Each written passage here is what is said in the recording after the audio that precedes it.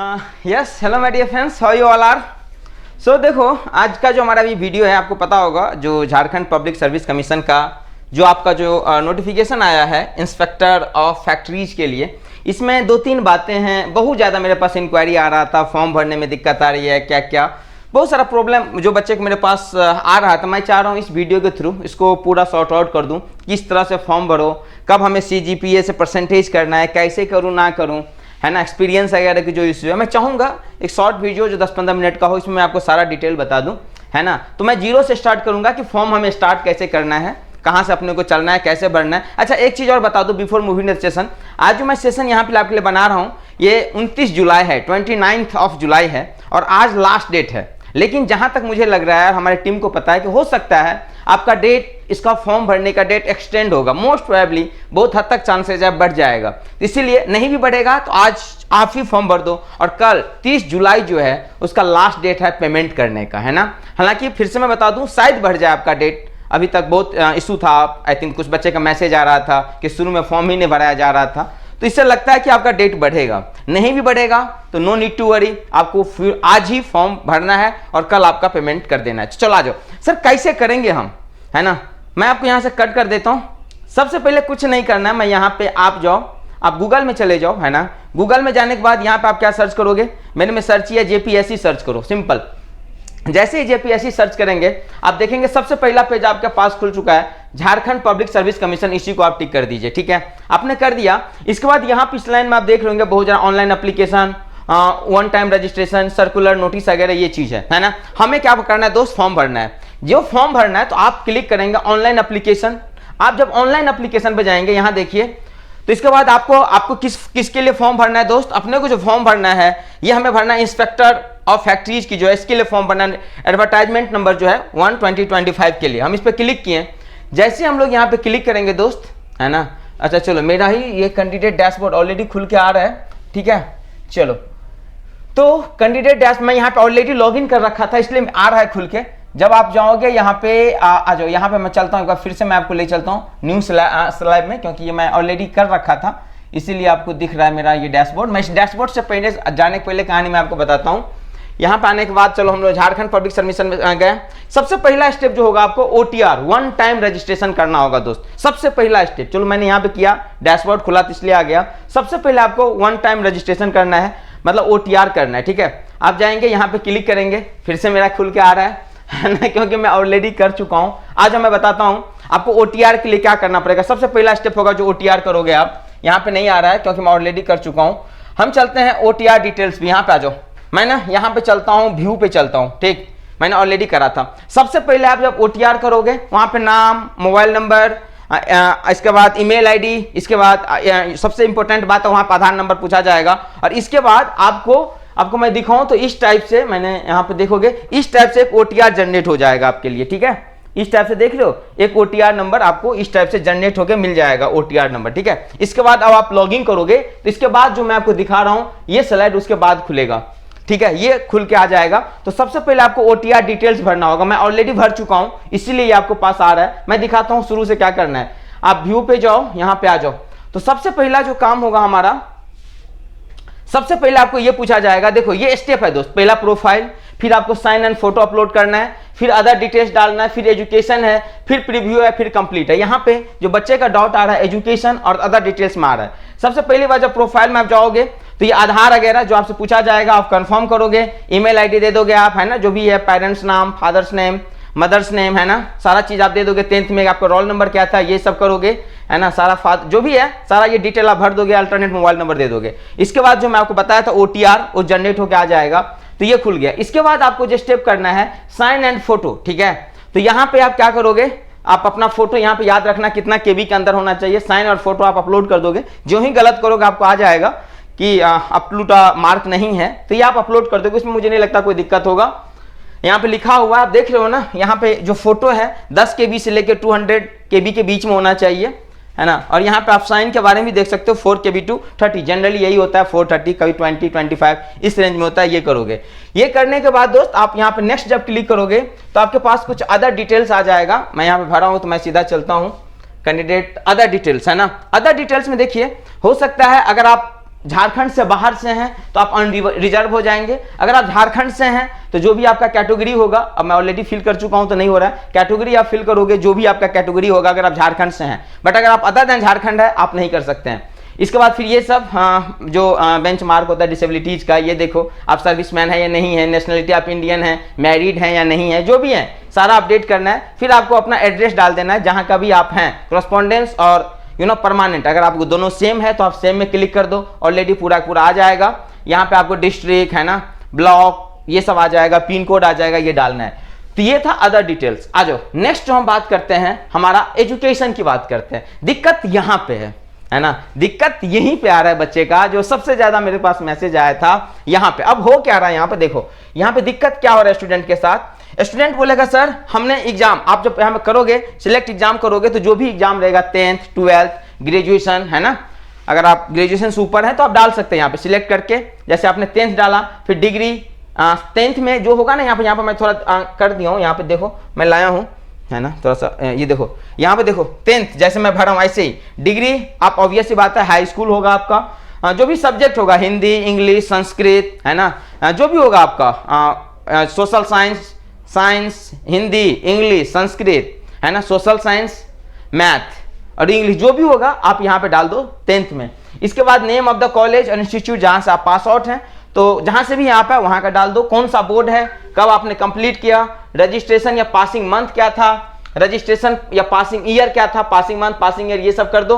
अब देखो बच्चा बोलता है यहाँ पे क्या दिक्कत आ रहा है, चाहे हम यहाँ पे देख लो परसेंटेज में कितना परसेंटेज मार्क्स मिला है, चाहे 10th का हो या ग्रेजुएशन का हो या आपका डिग्री मतलब जो बैचलर ऑफ डिग्री है उसकी बात हो। दिक्कत यहाँ पे हो रहा है लड़का का, बहुत स्टूडेंट क्या है जिसका मान लो डायरेक्ट परसेंटेज में है, मान लो किसी को 500 में से 300 नंबर मिला तो डायरेक्ट वो 60% डाल दे जा रहा है। लेकिन दिक्कत वहां पे है जिसका मार्कशीट में सीजीपीए के फॉर्म में है। दोस्त देखो जब कभी भी आपके मार्क्स सीजीपीए के फॉर्म में है तो आपके पास दो चीज हो सकता है, दो ही चीज हो सकता है। ये दो चीज क्या हो सकता है, सबसे पहला चीज ये हो सकता है कि आपका जो मार्कशीट होगा उसके बैक साइड पे पीछे में ये लिखा रहता है कि how to convert CGPA into percentage है ना, और how to convert percentage into CGPA और सीजीपीए इनटू परसेंट। ये होता है बहुत हद तक का जो मार्कशीट है, चाहे 10th हो इंटरमीडिएट हो या ग्रेजुएशन हो, ये लिखा रहता है।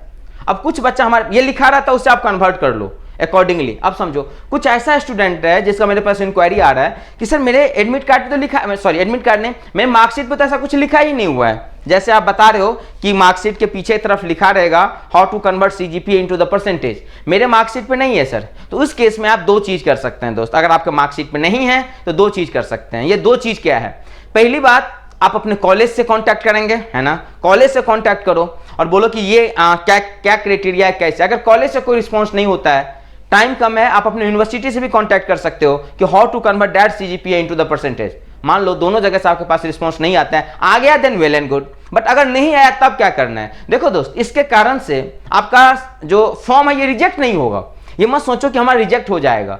अब आप जनरल जो इंडिया में जो हम लोग फॉलो करते हैं आपको पता होगा, इन जनरल कभी का 9.5 9.8 कभी कभार 9 कभी कभार 10।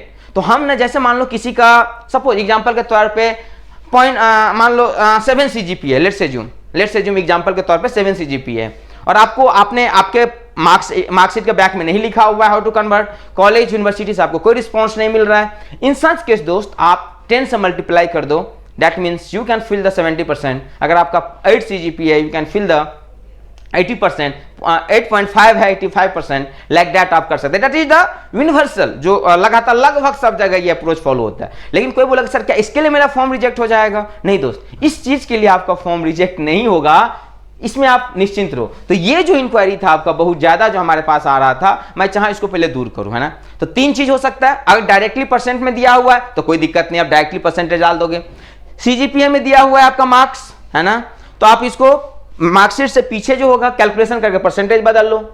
सपोज करो वो भी नहीं हुआ, नहीं है तो कॉलेज यूनिवर्सिटी से कांटेक्ट करो, रिस्पांस आ गया उसी अनुसार फॉलो करो। अगर नहीं आया तो सबसे लास्ट केस में हम जितना भी हमारा सीजीपीए है उसमें हम 10 से मल्टीप्लाई करके फॉर्म भर सकते हैं, ठीक है ना। तो यही चीज है, आप दे सकते हैं है ना, हाई स्कूल जो भी है सारा चीज, क्लास सर्टिफिकेट नंबर वगैरह होगा दोस्त। आप देख लो यहाँ पे देख लो कंप्लीट कब आपने किया था, registration year, percentage marks, percentage में आपको मैं बता चुका हूं, क्लास अब समझो बात, समझते आपके लिखा भी होगा first division, second division, third division, आपकी जो मार्कशीट होगा बीटेक में तो सबका फर्स्ट ही होता है ना, 10th 12th की बात करो तो यहाँ पे लिखा होगा ग्रेड।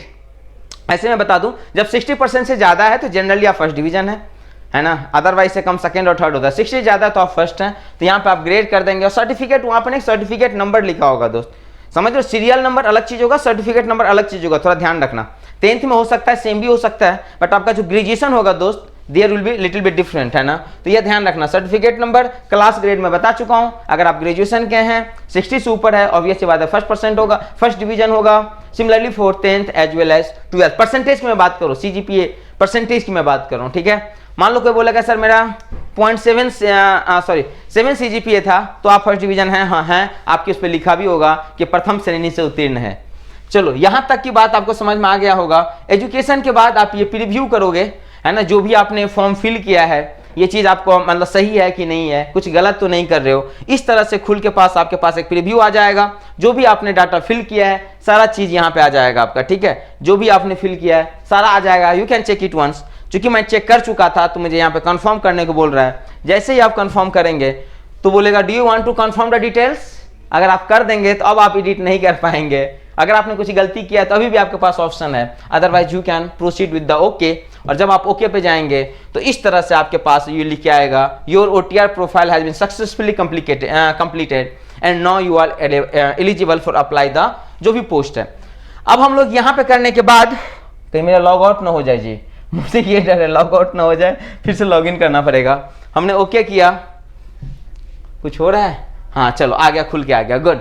जैसे आप अब ओके करोगे, है ना, तब अब आप जाओगे यहाँ पे अप्लाई फॉर द पोस्ट, है ना। अभी आपने OTR कर लिया, OTR डिटेल अगर आपने सब कुछ चेक कर लिया, अब जाओगे अप्लाई फॉर द पोस्ट। जब आप अप्लाई फॉर द पोस्ट पे क्लिक करोगे तो यहाँ पे करो अप्लाई फॉर द पोस्ट। लगता है मैं ऑलरेडी कर चुका हूं इसलिए मेरे पास नहीं आ रहा है कि हाँ आ गया, है ना। अब देखो दोस्त यहाँ पे 2 आ रहा है, एक पोस्ट आ रहा है बॉयलर इंस्पेक्टर, एक है इंस्पेक्टर ऑफ फैक्ट्रीज। तो अभी जो मेरा वीडियो है डेडिकेटेड है इंस्पेक्टर ऑफ फैक्ट्रीज इंस्पेक्टर की बात करते हो, इसके लिए डेडिकेटेड है ना। यहाँ पे देख लो रजिस्ट्रेशन जब स्टार्ट है आज 7 से, रजिस्ट्रेशन लास्ट डेट आज है 29th, बट मोस्ट प्रोबेबली ये डेट बढ़ेगा। लास्ट पेमेंट 30 जो भी आप कल कर सकते हो। Last date of submission of hard copy, जो आपको last date of submission of the hard copy 13/8/2025, मतलब 13 अगस्त तक आपके पास टाइम है। तो यहां पे जाकर आप क्लिक करोगे, इस पे नहीं, यहां पे जब आप क्लिक करोगे तो क्लिक करने के बाद यहां पे कुछ आ जाएगा दोस्त, मैं ऑलरेडी कर चुका हूं, ये सब करोगे, है ना। तो यहां पे करना अप्लाई नाउ, क्या करोगे अप्लाई नाउ, उसी को हमने क्लिक किया है। जब हम अप्लाई नाउ पे जाएंगे तो अप्लाई नाउ के बाद ये सर आएगा, है ना, कि candidate are advised to go through the instruction. जो आपने एडवर्टाइजमेंट है मैं खोल के दिखा दूंगा, खोल के मेरे पास एडवर्टाइजमेंट है वो भी मैं दे दूंगा। ये सारा चीज पढ़ने के बाद आपको आई एग्री ही करना है, डिसएग्री नहीं करना है। आई एग्री करेंगे हम लोग। आई एग्री के बाद हमारे पास, अच्छा मैंने जो ये फॉर्म भर रहा था ना दोस्त, मैंने बिहार से बाहर का, मैंने ना झारखंड से बाहर का एड्रेस डाला था, बिहार का एड्रेस था, है ना, झारखंड से बाहर का एड्रेस मैंने डाला था। इसीलिए बोल रहा है कि चूंकि आप बाहर से हैं तो आप रिजर्व कैंडिडेट हैं। ऑब्वियस सी बात है, जब आप अदर देन स्टेट होते हैं, बाहर से होते हैं स्टेट गवर्नमेंट में, तो आप अनरिजर्व स्टूडेंट ही होते हैं, अनारक्षित स्टूडेंट हैं आप। तो बोलो सही बात है, मैं हूं, तो हम ओके पे क्लिक कर देंगे। अगर आप झारखंड से होंगे तो ये पॉपअप नहीं आएगा आपके पास। अगर आप झारखंड से होंगे और आप अगर कैटेगरी है झारखंड में तो ये जो था आपको नहीं दिखेगा। अब देखो यहां करने के बाद सीधा आएगा आपके पास ये सारा चीज खुल के कि एक्सपीरियंस सर्टिफिकेट अपलोड। अब यहां पर देखो थोड़ा सा यहां पर भी हल्का फुल्का बच्चे ने कंफ्यूज करता है। देखो इसके बारे में हमारा विजेंद्र सर और गोविंदर सर जो हमारे, ये ना आपको पूरा डिटेल में आई थिंक वीडियो बनाया हुआ है, आप चेक कर लेना कि यहाँ पे अपने को क्या डालना है। एक्सपीरियंस सर्टिफिकेट अपलोड में यहाँ पे क्या डालना है आपको, मैं थोड़ा सा आपके बारे इसके बारे में बताऊंगा। जब यहाँ पे आप जाओगे, यहाँ पे देखो दोस्त, जो आप झारखंड की बात करते हो, झारखंड लोक सेवा आयोग, यहाँ पे थोड़ा आने के बाद यहाँ पे देखो अनिवार्य शैक्षणिक योग्यता एवं अन्य अर्हता, mandatory education qualification and other eligibility criteria. तो यहाँ पे आने के बाद जो कार्य अनुभव है, वर्क एक्सपीरियंस है, थोड़ा इस लाइन को आप अच्छा से पढ़ो और समझने की कोशिश करो। इस पे सर ने बहुत डिटेल में वीडियो बनाया, तो मैं उस पर टाइम वेस्ट करना नहीं चाहूंगा आपको। थोड़ा यहाँ देखो, post educational qualification practice experience of 2 years in any organisation registered under company act 1956, registered होना चाहिए, पब्लिक सेक्टर अंडरटेकिंग और government department in related branch of engineering, है ना। तो ये चीज आपको होना चाहिए। फिर आप यहाँ पे जाके, मैं सीधा आता हूँ फॉर्म पे, जब आप यहाँ पे आओगे तो ये सारा चीजें आपको अपलोड करना है दोस्त, है ना। लेकिन याद रखना ये 50 KB और 300 KB के बीच में होना चाहिए सब कुछ। जब आप ये अपलोड करेंगे एक्सपीरियंस सर्टिफिकेट, इसके बाद हम लोग, है ना, इसके बाद ये कि आप कभी यूपीएससी से डिवाइड किए गए हैं, नहीं किए गए हैं। अच्छा, यहाँ पे एक चीज और पूछा जाएगा, mention the relationship if you are the relative of chairman, member, gazetted और non gazetted employee of JPSC. अगर आप किसी जेपीएससी का जो वहां पे कोई एम्प्लॉयमेंट है, अगर आपका कोई जानकार है ना, चाहे ये चेयरमैन हो, यहाँ का कोई मेंबर हो या कोई भी ग्रेजुएटेड ऑफिसर हो, अगर आपका जानकार है तो आप इसके बारे में यहाँ बता सकते हैं, नाम दे सकते हैं, जो भी है।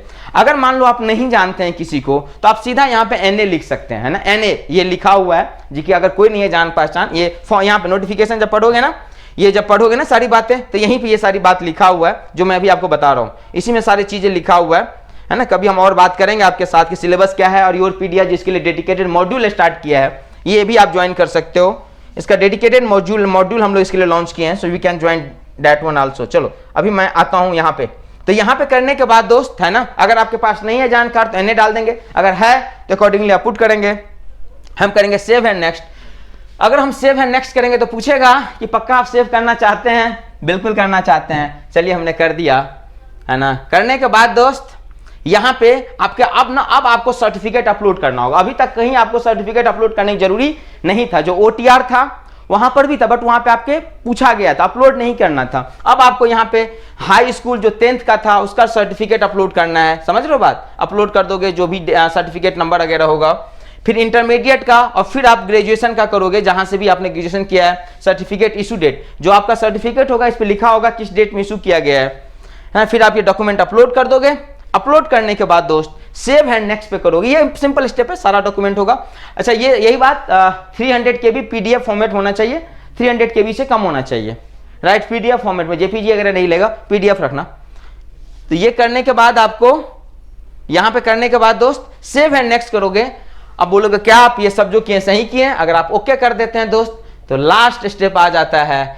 यहां तक होने के बाद अब आप ये अपना प्रीव्यू कर सकते हो, जो आपने भरा है सारा इंफॉर्मेशन आ जाएगा आपको, है ना, जो भी है। सेव एंड नेक्स्ट, ये सारा इंफॉर्मेशन आपके पास आ जाएगा। और जब आप सेव एंड नेक्स्ट करेंगे दोस्त, तब अगला स्टेप आ जाएगा पेमेंट का। पेमेंट करने के बाद इसका आपको प्रिंट आउट कर लेना है, और जैसे कि आपको बताया गया था आगे प्रोसीड करना है। तो ये था यहां तक। अब आगे मुझे आपको समझाना था, मैंने सारी बात समझा दिया। लास्ट स्टेप, जब आप यहां से जाएंगे सेव एंड नेक्स्ट, आपको पेमेंट का ही ऑप्शन है। पेमेंट के बाद आपको ये प्रिंट आउट का ऑप्शन आ जाएगा, है ना। जैसे ही करोगे प्रिंट आउट का ऑप्शन आ जाएगा, अब प्रिंट आउट इसका निकाल लेना है और रेस्ट जो है आगे प्रोसीड कर लेना है, ठीक है। तो ये था दोस्त जेपीएससी से रिगार्डिंग जो भी डाउट था आपका, मेन मैंने कोशिश किया कवर करने का, कैसे कैसे चल सकता है। अगर मान लो फर्दर कोई डाउट है, हो सकता है मैं ना लिया हूं आपका, so please don't hesitate to comment in that video. आप कमेंट करके बता सकते हो, उसको भी हम दूर करने की कोशिश करेंगे। और सबसे बड़ी बात, सर आपने फॉर्म के बारे में बता दिया, बट ये भी बता दो तैयारी कहाँ से करें, कहाँ से हमें बेस्ट सिलेक्शन या ज़्यादा सिलेक्शन की चांसेज है। तो आपको पता होगा जब से फॉर्म स्टार्ट हुआ था एडवर्टाइजमेंट, आज से लगभग 20-25 दिन पहले की बात है, तभी से हम लोग इस पर डेडिकेटेड काम स्टार्ट कर चुके हैं, सारा चीज़ हो रहा है। तो आप हमारे योरपीडिया मॉड्यूल के साथ आप ज्वाइन कर सकते हो, and hopefully you will get your result. Okay, तो चलो नेक्स्ट वीडियो मिलते हैं, तब आगे की बात करेंगे। Thank you my dear friends, and yes, good luck, fill the form in the well way. Good luck all. Thank you.